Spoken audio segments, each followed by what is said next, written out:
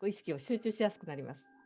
So as we move further into this unity cycle, ユニティのサイクルの中にどんどん深く今入ってきてるわけです。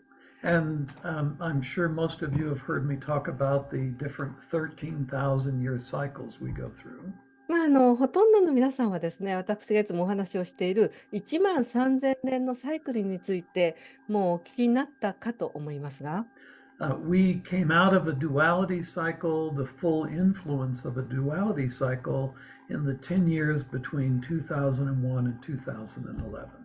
二元性の世界のですね、フルな影響というものを、10年間のね、影響が2001年から2011年の間の10年を境に、二元の影響がフルになくなったわけです。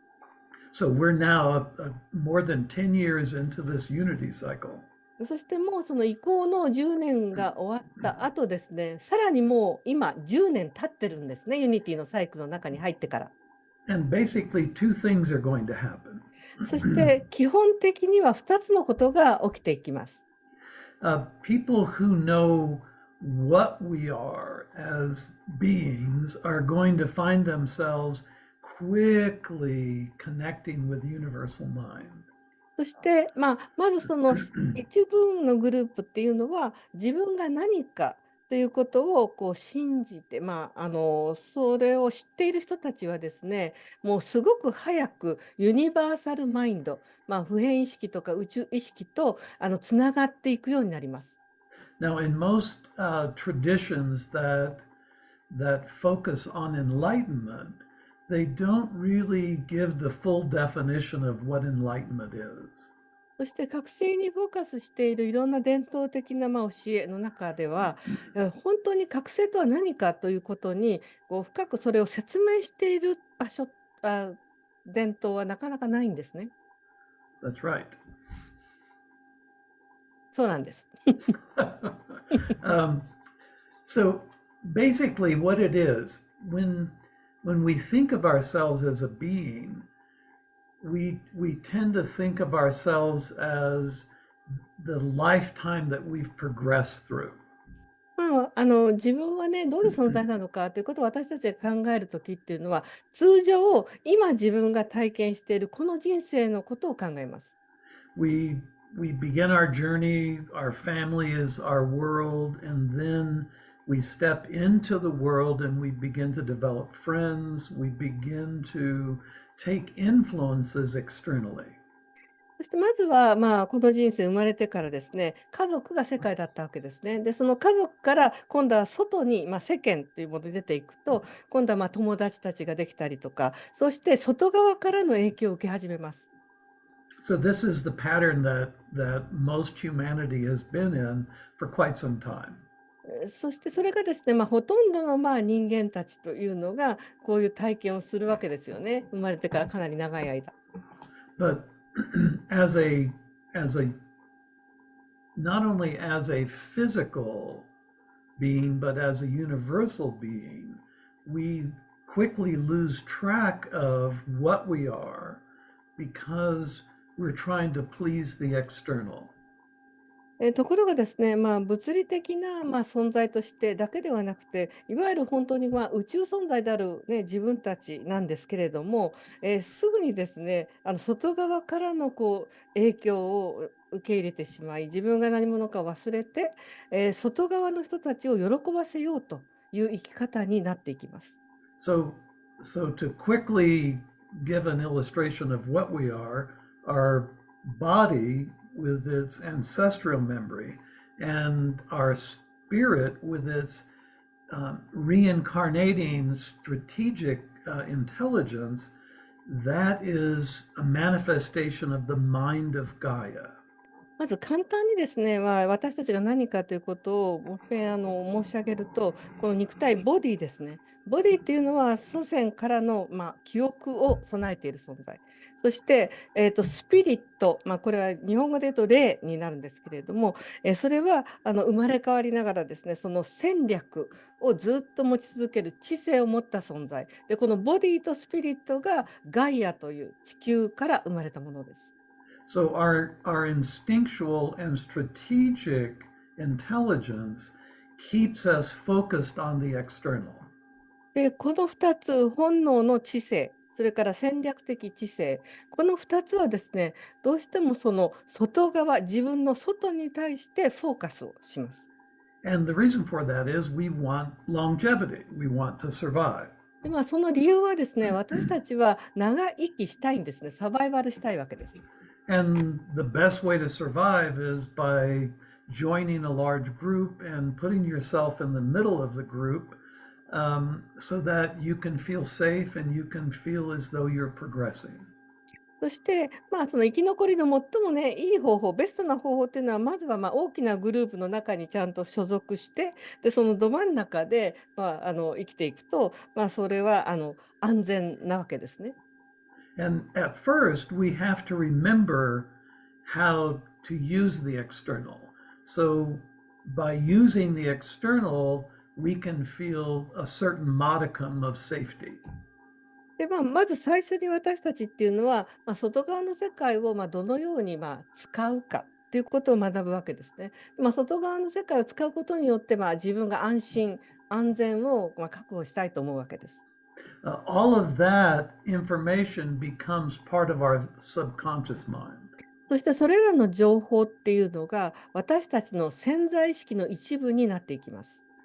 And that's where our soul comes in. で、そこでまた今度はソウル、魂が入ってくるわけですね。So our body and spirit are manifestations of Gaia.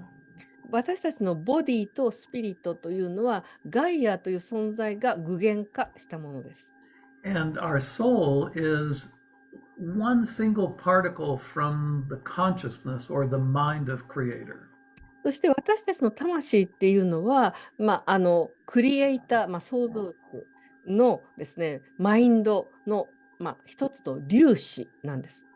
So we have shrines and temples and churches and synagogues and mosques to remind us of that soul, that higher aspect. そして私たちはね、神社があったり、シナゴグがあったり、教会があったり、モスクがあったり、そういう場所で私たちの内側のそのソウル、魂という存在は何かということを覚えておくためにそういうものを立ててるわけです。This is more dominant in the West. We have cathedrals that have three primary openings in the front, two on either side of a larger opening. で、これらのですね、魂を記憶するための建物っていうのは西洋の方により顕著で、西洋には聖堂カテドラルというのがありますよね。で、そのカテドラルの正面っていうのは大体その3つ入り口があって、真ん中が大きな塔、そしてその両側にその小さな塔があるわけです。So the two smaller openings or entrances represent the body and the spirit. で、それはその両側の2つの小さな入り口の部分っていうのが私たちのボディとスピリットを象徴しているわけです。The larger central opening represents the soul. そして真ん中のですね、大きなその入り口にあたる部分っていうのが私たちの魂の象徴なわけです。And throughout cultures, the number three or three aspects are always pretty dominant when we think of religion. そして宗教という観点から世界の文化を見ると、数字でいうとこの3という数字が非常にいろんなところで使われているわけですね。So enlightenment happens to us when our awareness, our spirit awareness expands into soul consciousness. で、覚醒というのはどの時に起きるかというと、私たちのスピリットの感覚の意識がですね、魂の意識まで拡大した時に覚醒、目覚めが起きます。Now, this isn't easy. で、それはね、決して簡単なものではない。We have spent a lifetime so far relying on the programming in the subconscious mind to take us forward in time. なぜならば私たちは人生をですね、いわゆる潜在意識に入っているプログラミング、それに従ってずっと生きてきたからです。So when we begin to expand spirit awareness, it seems like we're abandoning everything that we have learned to date. そうすると、スピリットの感覚意識を拡大していくということは、これまで自分がずっとこう学んできたいろんなものをすべて捨てなければならないというような気になります。And this is difficult to do because incarnation after incarnation after incarnation, our spirit relies on that subconscious programming.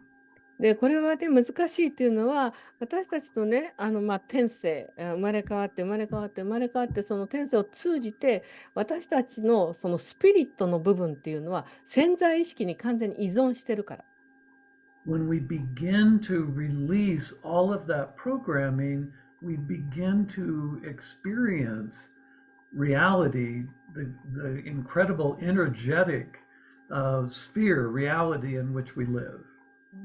そしてそのプログラムを手放せば手放すほど、私たちが今住んでいる、このすごいそのエネルギーの球体、スフィアの中にいる現実というものを体験し始める。The issue is, 問題は、we have all those incarnations where we rely on that external information to guide us. なぜならば、私たちってのは天性をね、本当にこう超えても何度も何度もずっとその我々のその潜在意識、プログラミングに依存して生きてきたからなんです。And we have all of our family and all of our friends wanting to keep us intact. そして、周りのですね、自分の家族であったりとか友達たちっていうのは、もうその前のまんまでいてほしいわけですよね、私たちに。And intact meaning they want us to remain the same. They don't want us to suddenly change. もう我々、周りの人たちっていうのはね、その私たちが急に変わってしまってほしくないわけです。前の昔のまんまでいてほしいから。So in previous generations, people wanting more than the external would go into communities like ashrams where everybody there was attempting the same thing. だからその前の世代の人たちっていうのはこういう覚醒とかを求める場合にはいわゆるアシュラムっていうようなところに入って、周りの人もみんな同じものを求めているようなところに入ったわけです。The problem with ashrams is that ashrams still maintain pleasing the external. ところがアシュラムに入ることにも問題があって、なぜならばアシュラムの中でも結局は外側のご機嫌を取るというそのシステムが変わってないから。Instead of pleasing family and friends, now the individual is pleasing the system in the ashram and the guru. 家族とかね、友達とかのご機嫌を取る代わりに、アシュラムに入っても結局アシュラムの仲間であったりとかグルのご機嫌を取るというそこに変わりがないわけです。Enlightenment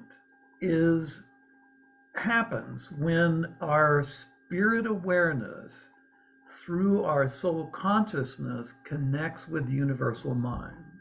で、覚醒というのは私たちのスピリットのアウェアネスですね、感覚意識が魂意識を通してユニバーサルコンシャスネスとつながる。それが覚醒です。So universal mind is the consciousness of the creator. ユニバーサルマインドこそがですね、いわゆる創造主、クリエイターの意識なんですね。The great thing is, no one has to do anything to please the creator. で、素晴らしいことはですね、誰も創造主、クリエイターのご機嫌を取る必要がないということ。The creator is actually observing Gaia's manifest reality through each person.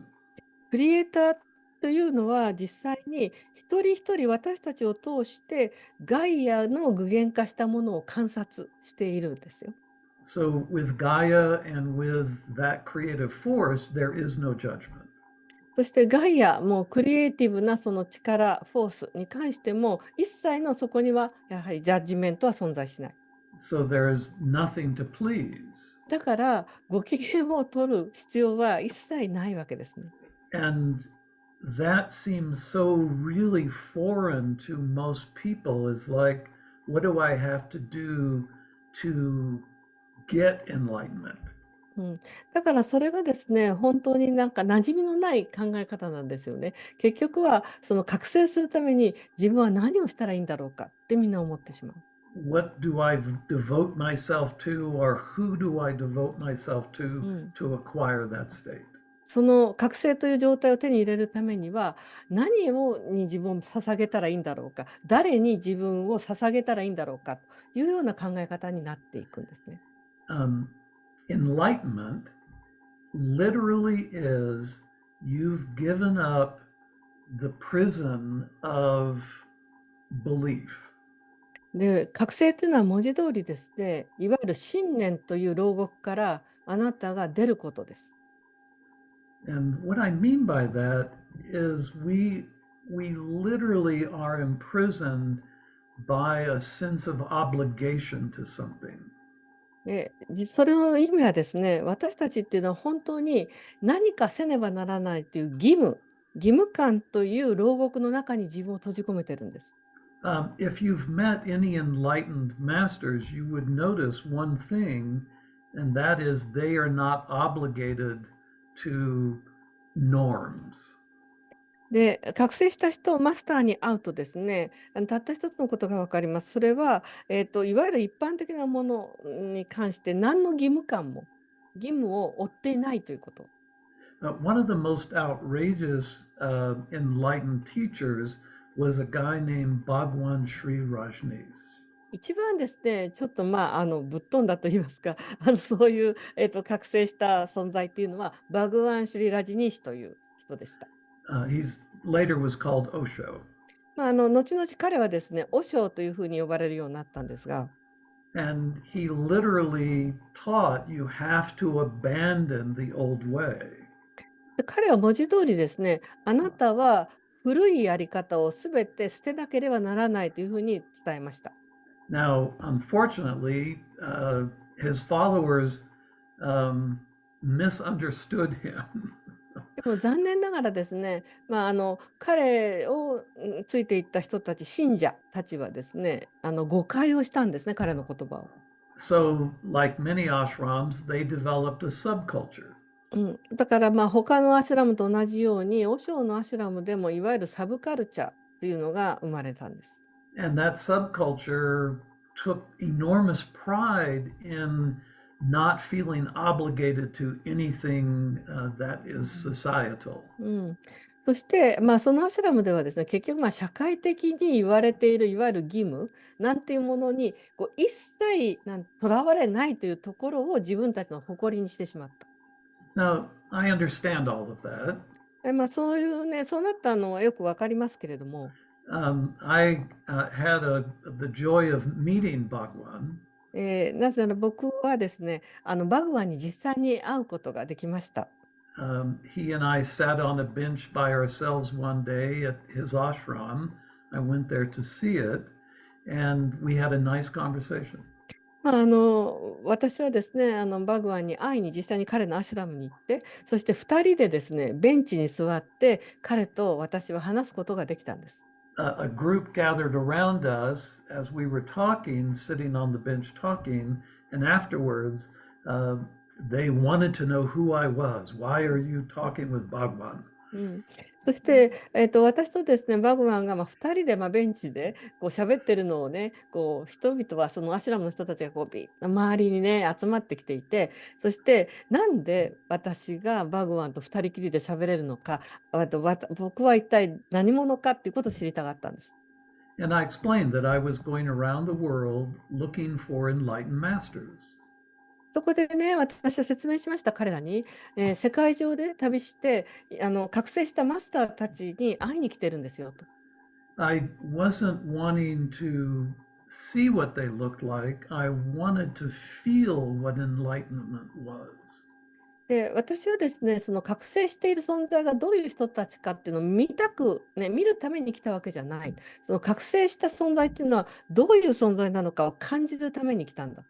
I literally wanted to feel it as deep inside as I possibly could. で、僕は、文字通り、もう本当に深いところで覚醒という存在を感じたかったんです。What I found out was enlightenment is literally the natural state for every human. そして私が発見したのはですね、覚醒っていうのは文字通りその、自然人類としての自然な状態だということを発見したんです。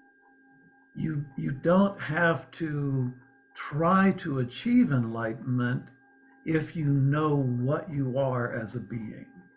結局何とか覚醒しようというトライする必要はなくて、結局存在としての自分が何か What we are ですね、何かということを知ればいいんだと。And that is this wonderful expression of Gaia's mind and the expression of the creator as one being. つまり、ガイアの素晴らしいですね、マニフェステーションである、ボディとスピリット、そしてクリエイターの本当にその、粒子である、魂、その、2つ、3つですか、それがコラボしているのが人間だということが、自分は何かというものです。So our body and spirit are a manifestation of mind, マニフェステーション、マインド、ガイア。of Gaia's mind. はい。ボディとスピリットはガイアのマインドの具現化したもの。Our soul is a particle from the mind of Creator. そしてソウルというのはクリエイターのマインドの一つの粒子。So everything is mind. だから全てがマインドなんです。Everything. 全てが。Everything you experience in your day-to-day reality, minute by minute, everything you experience is a manifestation of your mind. そして、私たちの毎日の、体験であり、また1分1分、この瞬間瞬間の自分たちの体験というのは、全て私たちのマインドが作り出したものです。And unfortunately, we're trained to think that what is external to us is not a part of us. ただ残念なことに私たちっていうのは自分の外側のものは自分の一部ではないと教え込まれてきた。We have a consensual reality. 私たちには合意した現実というものがあります。And that means that if you're with 5 people, they will see a consensual expression of their cooperative mind. で、5人の人がそこに集まっていったとしたら、結局はその5人のマインドがそれぞれ共同、共に働いて、そして合意した現実というものを体験しているんです。If you're sitting in a room with 5 people, there are 5 different rooms, but they all come together at very specific energy levels, and that's what we call our consensual reality. でもし5人の人が部屋にいたら実際に5人はそれぞれ別の部屋にいるんだけれども、でもその、特別なその一点においてそのある周波数エネルギーの部分にそのフォーカスしてそれが合意した現実というものですね。If we're out in the wilderness and taking this wonderful bath in nature, we can feel the connectedness. そしてもし私たちがですね、本当荒野に一人でいて、そしてもう水浴びでもしていたら、私たちは本当にこのつながり合っている、すべてとつながっている感覚というのを感じることができるでしょう。And we can almost feel that this is us. そしておそらく私たちは、すべて周りもすべてこれが私たちだっていうふうに感じることができるはずです。If you're in a room with a bully boss, でもあなたがですね、非常にパワハラするような、上司と一緒にいたとしたら、this is not us. This is ね、この上司は私ではないって絶対思いますよね。Instead of understanding that everything is a manifestation of our mind and we share consensual reality with others, instead of that, we think this isn't me. 結局そのね、全てがその自分のマインドが作り出したものであり、我々は全部その合意した現実というものをシェアしているんだと思う代わりに、いや、あいつは自分じゃないってやっぱり思ってしまう。So if we're in a beautiful harmonic setting, wow, we can feel it. はい、でも美しいね環境の中に自分一人で、いたら、ああって感じることができる。If we're in a bad setting, we want to get away from it. We want to divorce ourselves from it. でもね、非常に悪い環境にいたとしたら、いや、これは違うって言って、私たちはその周りと自分を離婚したくなるわけです。And that includes relationships. Like if we're in a loving, caring relationship, oh yes, we can feel it. で、またね、人間関係もそうなんですよね。非常にその愛し合っていたりして、素敵な関係性だったら、ああ、私たちはつながっているって感じることができる。If we're in an abusive relationship, this isn't something I want. This isn't me. I got to get away from this. でももしですね、虐待されるような関係だったとしたら、いや、これは自分じゃないと、もうぜひね、ここから自分を切り離さなくちゃって思います。So comforting, we move towards in a lot of different ways, not just mentally, emotionally. And when something isn't comforting, we try to get away from it because we don't want to own it as our manifestation. だから心地の良さを感じたときは、それは精神的な、ね、だけではなくて、また感情的だし、肉体的もそうですけど、心地が良ければそちらの方に惹かれていくし、でも居心地が悪い、不快な状態の場合は、これは自分の一部だと思いたくないから、より切り離そうとするんです。The first major step toward enlightenment is owning everything as you. ですから覚醒するためのまず第一歩ですね。ファーストステップというのは、すべてが自分の一部なんだということを所有すること。So once we understand everything is us, everything is the manifestation of my mind, then we can really begin to manifest what we want in our life. ですから、もしですね、私たちが、すべてが自分だ、その自分のマインドが作り出したものだっていうことを腑に落としたら、そうすると自分の人生で自分が具現化したいものをどんどん現実化できるようになるんです。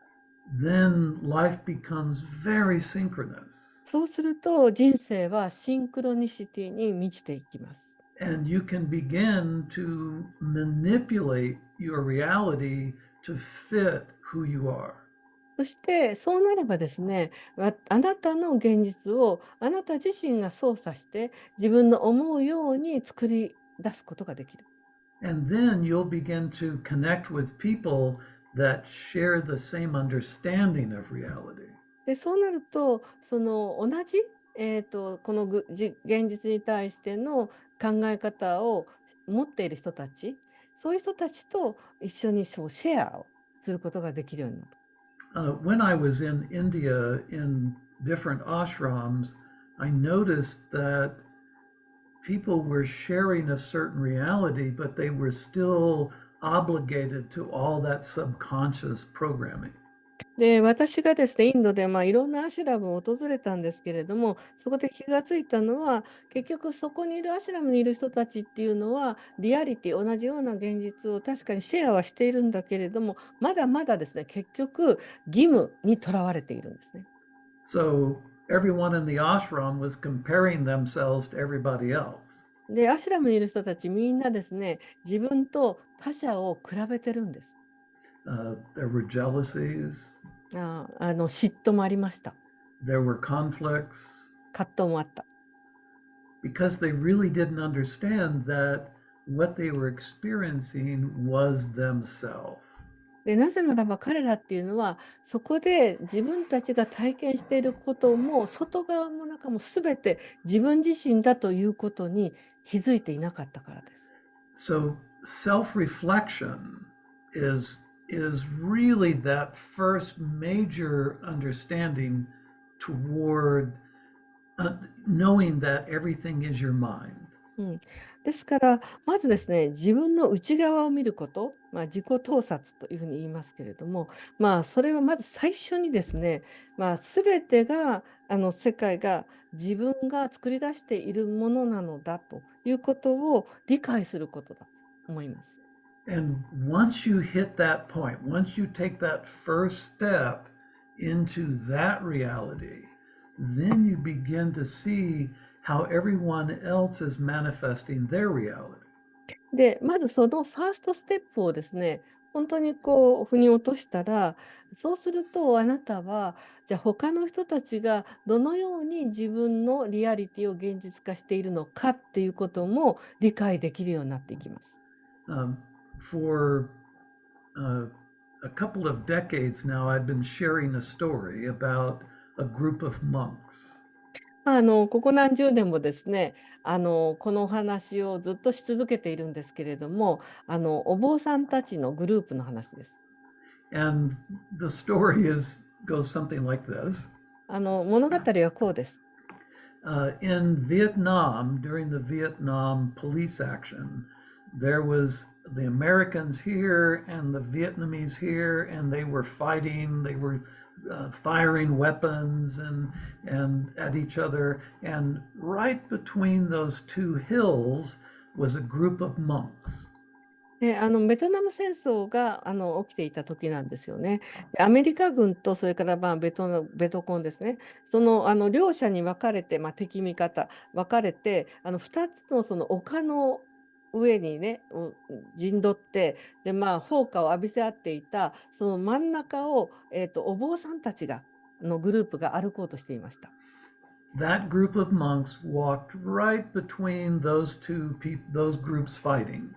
そしてそのグループですね、お坊さんたちの総列はですね、もう爆弾がこう飛び交ってそのど真ん中を歩いていったんです。There was no way that they weren't going to be killed. でもう必ず絶対そんなとこ歩いたら、死んでしまうに決まっているんですが、They all survived, not even a scratch. All the bullets flying all over the place, they were not touched. で銃弾がですね飛び交っているその中をそのお坊さんたちは静かに歩いていって、反対側に本当に傷一つなくみんな到達したんですね。There's another story that I like to share. で、またもう一つ別のお話があります。僕がね、シェア、大好きなお話。During the Korean War, Japan closed its borders to tourism, to people coming from other countries to experience Japan. で、朝鮮戦争の最中ですね、日本は結局外国の人たちが日本に入ってくるのを禁止しました。There was a gentleman who was a meditator, was someone who basically understood enlightenment. そして、瞑想でしている人がいて、彼はですね、基本的には覚醒というものがどういうものかを知っていたんですね。He also had a lot of wealth. で、彼はね、お金持ち豊かでもあったわけです。And he wanted to go to Japan. で、彼はですね、日本に行きたいと思ったわけです。So everybody said, "Well, you can get on a plane. You could, hire a plane and go there, but they won't let you into the country." でね、彼はですね、もう飛行機に乗ろうとしたんだけど、周りの人たちは、いや、飛行機には乗れるかもしれないけど、国には入れませんよっていうふうに言われました。He said, "I'm going." でも彼はですね、私は行くんだと言ったんです。He got to Japan. で、日本に彼は到着し、And yes, customs was there. Everybody was saying, "We're sorry, you can't come in." もちろんですね、入国審査もありますし、ですから、日本人の人たちは、あなたは入れませんよと言ったわけです。He asked to speak to the highest person highest authority. で、そこでですね、その人は一番、ここでポジションの、地位の高い人に合わせてくれと言ったんです。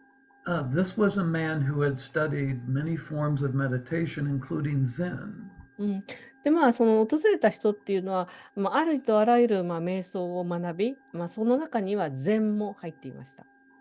He got to the highest person, to the most, the highest authority, and he said to that person, "Making tea, I stopped the war." そこでですね、彼は一番地位の高い人に会って、こう言ったんですね。私は茶を立てることで戦争をストップすると。They allowed him to come. そして彼はですね、入国できたんです。When we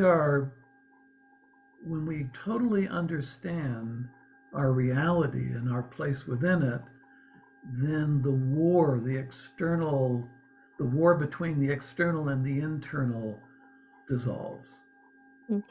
よく本当に自分がどういうリアリティの中にいるのかということを真に理解すればですね、結局はその外側の起きている戦争と自分の内側の境がなくなっていく。Now, the biggest problem for most people is that when they begin to really see what this realm is,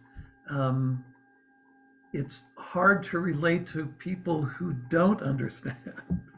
ただね、問題としては、本当にその人が、この次元っていうものはどういうものかっていうことを理解したときに、その次元をやっぱりその理解していない人たちとなかなかその関わるのが難しくなってくる。If you put a chair and sat on the chair in the middle of Tokyo Station, the main level, during rush hour, you would not find an enlightened person. ラッシュアワーのね、東京駅でもう人々がもういっぱい行ったり来たりするど真ん中に座ってしばらく観察していたら、おそらくですね、覚醒している人は一人も通らないと思うんですね。So when you achieve enlightenment, you're going to find a way to relate to the rest of the world. そうすると、もしあなたが覚醒した暁にはですね、その残りの人たちと、どのように関わっていくかっていう、その方法をやっぱり見出す必要があるんです。And the depth of your empathy will be immeasurable. そして、覚醒したあなたのですね、共感能力ですね、エンパシーっていうのはもう計り知れないほど深くなります。You will completely understand what it is to travel through that obligatory reality. そしてあなたは完全に理解するんですね。その義務に満ちた現実を生きるというのはどういうことかっていうことをあなたはやっぱり深く理解します。And yes, it is difficult to reprogram or deprogram what you've come to know through all these incarnations. だからこれらのですね、転生を通して実際にこう自分が培ってしまったプログラムをやっぱり取り外したり、ね、解放したりするのが難しいということもよくわかるんです。So there are techniques, there are ways of understanding reality that help you achieve that state. And once you're there, you begin to see how profoundly layered reality is.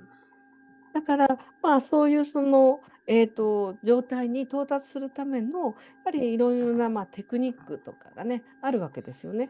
で、実際にその、そこを、覚醒するという状態を到達した時には、いかにですね、この現実っていうのが、もう本当にこう何層にも何層にも積み重なっているリアリティなんだなということが理解できます。If you were suddenly enlightened, でもしあなたがですね、突然目覚めてしまったら、if you tried to hold on to the old obligatory programming, you would think you were going crazy. で、まだね、その自分がその義務感に満ちた古いやり方を手放してない時に突然目覚めてしまったら、そういう時って多分あなたは自分が気が狂ったと思うでしょう。You would see all of these wonderful adjacent expressions of Gaia's mind. その隣の次元のですね、素晴らしいそのガイアのマインドの表現を実際に目にしながら、自分は気が触れたと思うと思います。And they have almost nothing to do with what we think of as our reality. で、それらっていうのは、いわゆる今まで自分たちがこれが自分のリアリティだと思っていることと、もうかけ離れてしまっている、そんなリアリティが見えてくる。We somehow have come to believe that we're bound by the physics of matter. 結局私たちっていうのは、いわゆる物理次元の物理学にもう縛られているんだというふうに信じ込んでいるんですよね。So throughout our relationship, Yuri and my relationship, I've had moments where I've demonstrated certain things. はい。ゲリーと私はもう30年間こうやってお仕事を一緒にさせてもらってるんですけど、この30年の間何回かですね、非常に奇妙な現実を彼は見せてくれました。And Yuri has been a wonderful person to do this with because she's very willing. で結構ね、そういうことが私は面白がれる人だったので、ゲリーもね、やりやすかったっていうんですけどね。結構迷惑でも。Yeah, so synchronicity, when you hit that point, your life changes. で、本当にですね、そのポイントをね、到達したら、あなたの人生は変わります。シンクロに満ちてくる。You feel this connectivity to everything. あなたは、その全てと自分がつながり合っていることを感じるでしょう。If somebody is in front of you and they're angry, then you don't think, that's a bad person. You then look within yourself to see what is manifesting that. もしあなたの目の前にすごく怒っている人が現れたとしたら、あんなに怒ってて悪いやつだって思う代わりに、自分の内側にスッと入っていって、自分の内側の何がその怒った人を具現化してるんだろうかというふうに証察するでしょう。And if your reality isn't matching what you want it to be, you begin to understand that there's a conflict within yourself as to that expression. そして自分が思っているような体験を自分がしていないなら、人生がそうなっていないなら、自分の中のどんな葛藤がそれ自分の思ったようになることを邪魔をしているんだろうかというふうに見に行く。So when you understand what you are, you begin to quickly shed yourself of inner conflict.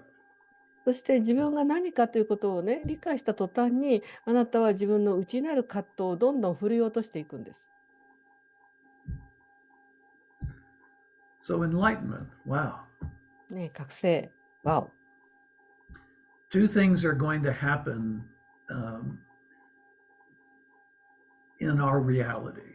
私たちのリアリティ、現実に2つのことが起きていくでしょう。The people who move toward a self-expression, meaning complete understanding of what they are going to expand rather rapidly. 本当にその人々がですね、自分が何かということを完全に知る、自分のそのフル、全体性を表現していく人は、もうその意識というのはどんどん拡大していきます。The people who want to keep the old reality intact are going to become less and less functional. そして、古い現実にしがみついているかね、今まで通りの生き方をしたい人っていうのがはどんどんですね、機能不全になっていくでしょう。And like those monks walking between those two hills, those monks were not touched by the different realities being expressed by the warring people. で、2つの丘のね、間をもう安全に通っていったお坊さんたちは、結局はそのお坊さんたちの生きている現実と実際の戦争の現実とは違う現実を体験していたということです。There'll be two very distinctly different paths that people will walk. ですからこれからですね、本当に全くこう2つの、違う道に人々はこう分かれて歩き始めるでしょう。Those deepening the state of obligation and those awakening to the greater reality. その義務感に満ちた現実をどんどんですね、もうさらにその重くそれを背負っていくのか、より拡大した意識、大いなる意識をどんどん生きていくのか。はい。